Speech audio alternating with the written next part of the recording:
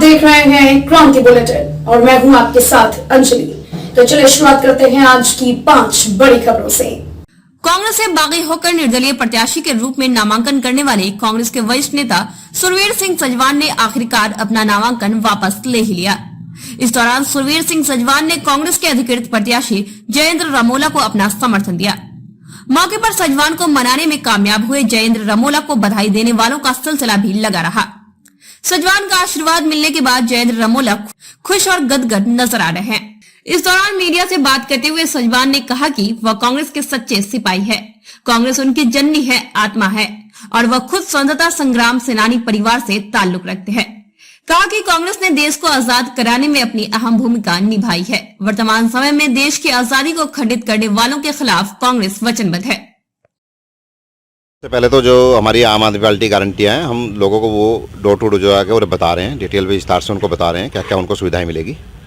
इसके अलावा जो आम जनता हमारे सामने समस्याएं रख रही हैं, उससे हमें ये महसूस हुआ है कि शिक्षा के क्षेत्र में, स्वास्थ्य के क्षेत्र में पिछले 20 साल में कुछ भी काम नहीं हुआ। आदमी को शिक्षा के लिए जो है इंटरमीडिएट के बाद जो भावी शिक्षा के लिए जो है बाहर जाना पड़ रहा है। स्वास्थ्य के लिए यहाँ के जो हॉस्पिटल हैं वो मात्र रेफर सेंटर रह गए हैं, जरा सी बीमारी होती है वो रेफर कर देते हैं। तो मेरी प्राथमिकता ये रहेगी जीत के आने के बाद सबसे पहले एक अच्छा हॉस्पिटल हरिद्वार में जो बनवाया जाए, एक अच्छा डिग्री कॉलेज हरिद्वार में बनवाया जाए। जो भी बच्चों के प्राथमिक स्कूल हैं, सरकारी स्कूल हैं, जो हमारी पार्टी की मुख्य नीतियाँ भी हैं, उसके अनुसार जो है इन सब का जो है इसमें अच्छी सुविधाएं उपलब्ध कराई जाएं। बच्चों का जो है उच्च स्तर शिक्षा का स्तर बढ़वाया जाएगा।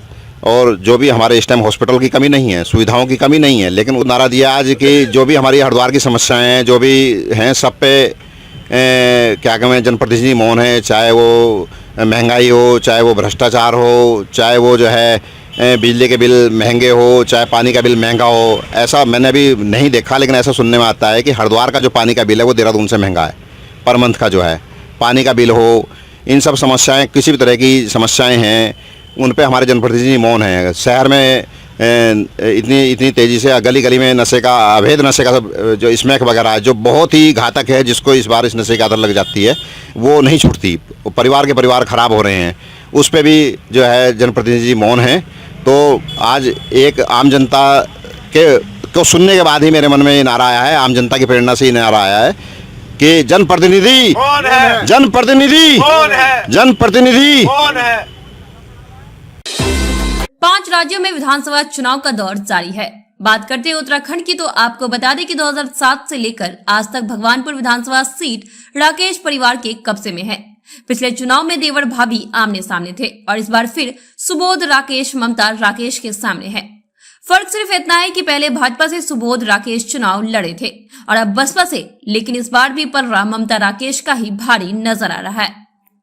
आपको बता दें कि भगवानपुर विधानसभा क्षेत्र अंतर्गत छापुर शेर अफगानपुर गांव में देर शाम एक नुक्कड़ सभा का आयोजन किया गया, जिसमें बतौर मुख्य अतिथि ममता राकेश विधायक भगवानपुर और उनके पुत्र अभिषेक राकेश को बुलाया गया।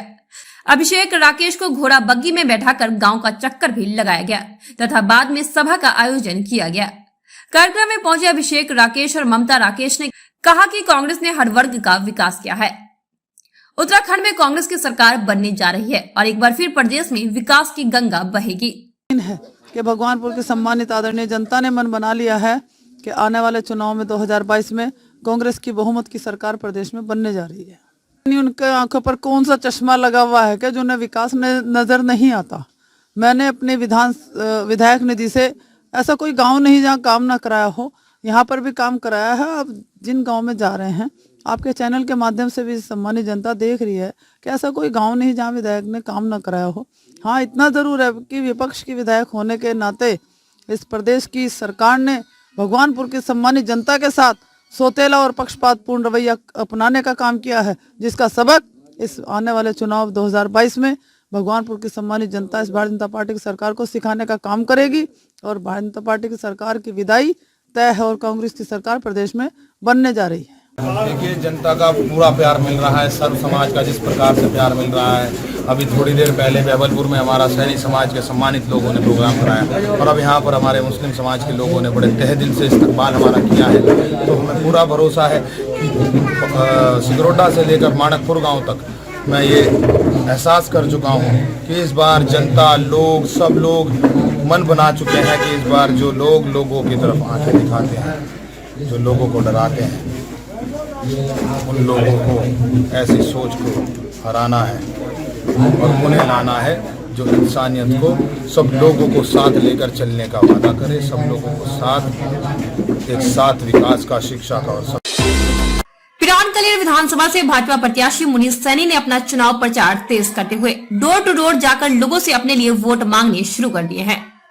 इसी दौरान उन्होंने पिरान कलेर विधानसभा स्थित श्याम नगर में एक जनसभा को भी संबोधित किया और कहा कि मोदी जी का साथ देने के लिए हमें भाजपा को मजबूत बनाना होगा, जिसके लिए वह लोगों से पिरान कलेर विधानसभा में कमल का फूल खिलाने की अपील आमजन से कर रहे हैं और उन्हें जनता का भरपूर सहयोग भी मिल रहा है।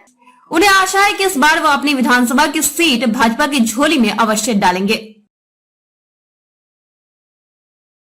हम सब लोगों ने भारतीय जनता पार्टी के प्रत्येक कार्यकर्ता ने एक सब लोगों के डोर टू डोर जाकर हम लोग जो अपना लोगों को बता रहे हैं कि भारतीय जनता कमल के फूल के हक में आपको मतदान करना है। उसी क्रम में आज मेरा यहाँ आना हुआ और मैं सभी अपने देवतुल्य कार्यकर्ताओं का और अपने मतदाताओं का सबका धन्यवाद करता हूँ कि उनका इतना प्यार मुझे मिल रहा है और इस बार इसी क्रम में हम लोग कलियर विधानसभा के अंदर अपना कमल के फूल को विजयी बनाने के लिए जा रहे हैं। भारतीय जनता पार्टी के एक नेता और आपसे नाराज है, वो भी चुनाव लड़ रहे हैं, क्या मामला है? ऐसा नहीं है। भारतीय जनता पार्टी एक लोकतांत्रिक पार्टी और एक परिवार है हमारा। उस परिवार के अंदर सब मेरे छोटे भाई, बड़े भाई और सब मेरे समान जितने भी हैं वो सब लोग हैं। और परिवार के अंदर अगर ऐसा कोई मेरा भाई होगा तो ऐसी बात कोई है नहीं। अगर ऐसी कोई बात होगी तो हम परिवार के अंदर बैठ के उसका निस्तारण करेंगे। जी, लोगों को किस तरह से नहीं मिल रहा है? जितना प्यार मेरे को लोगों का मिल रहा है इस बार जो 100 मतलब भारतीय जनता पार्टी का कमल का फूल इस बार यहाँ विजयी होने के लिए जा रहा है। सब लोग, क्योंकि मैं पहले भी आपसे बताता हूँ, भारतीय जनता पार्टी का कार्यकर्ता समर्पित होता है, वो किसी भी भेदभाव के साथ में कोई काम नहीं करता है। तो इसलिए समर्पण के साथ में प्रत्येक भारतीय जनता पार्टी का कार्यकर्ता काम कर रहा है। उसी लिए हम लोग इस बार यहाँ कमल का फूल खिलाने के लिए जा रहे हैं। फुटपाथ के कारोबारी रेड पटरी के लघु व्यापारियों के सामूहिक संगठन लघु व्यापार एसोसिएशन के प्रांतीय अध्यक्ष संजय चोपड़ा के नेतृत्व में कांग्रेस के प्रत्याशी सतपाल ब्रह्मचारी के चुनावी कार्यालय में हरिद्वार से कांग्रेस के प्रत्याशी सतपाल ब्रह्मचारी का खुला समर्थन करते हुए फूल मालाओं के साथ जोरदार स्वागत किया गया। हरिद्वार विधानसभा क्षेत्र के सभी लघु व्यापारी संगठनों के प्रतिनिधियों ने हरिद्वार से कांग्रेस के प्रत्याशी सतपाल ब्रह्मचारी को अपना विश्वास दिलाते हुए विजय श्री का आश्वासन दिया। समर्थन कर रहे लघु व्यापारियों को संबोधित करते हुए कांग्रेस प्रत्याशी सतपाल ब्रह्मचारी ने कहा, अरसे से लघु व्यापारियों के संरक्षण के लिए संघर्ष कर रहे लघु व्यापारी नेता संजय चोपड़ा की न्याय संगत मांगों के लिए राज्य में कांग्रेस की सरकार स्थापित होने के उपरांत पूर्ण संरक्षण दिया जाएगा। उन्होंने यह भी कहा कि उत्तराखंड राज्य में 2016 में कांग्रेस की सरकार के दौरान राज्य फेरी नीति नियम वाली बनाई गई थी, लेकिन भाजपा के कार्यकाल में रेडी पटरी के लघु व्यापारियों की अनदेखी की गई।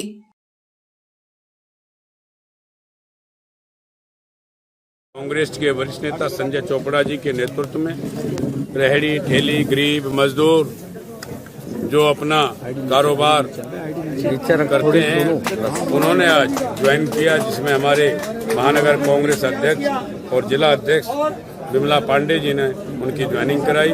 मैं सभी साथियों को धन्यवाद देना चाहता हूं जिन्होंने कांग्रेस की नीतियों में विश्वास किया और हमारे साथ चलने का काम करेंगे। निश्चित तौर पे चुनाव में सफलता मिलेगी और आप जब जिधर और आप चलेंगे, जब ये लोग बाहर निकलेंगे तो निश्चित कांग्रेस को सफलता मिलेगी। लघु व्यापारी खास करके हरिद्वार में, चाहे वो किसी भी दल में हो, अगर लघु व्यापारी कांग्रेस के साथ है तो कांग्रेस को सफलता मिलेगी, इसमें कोई संदेह नहीं है।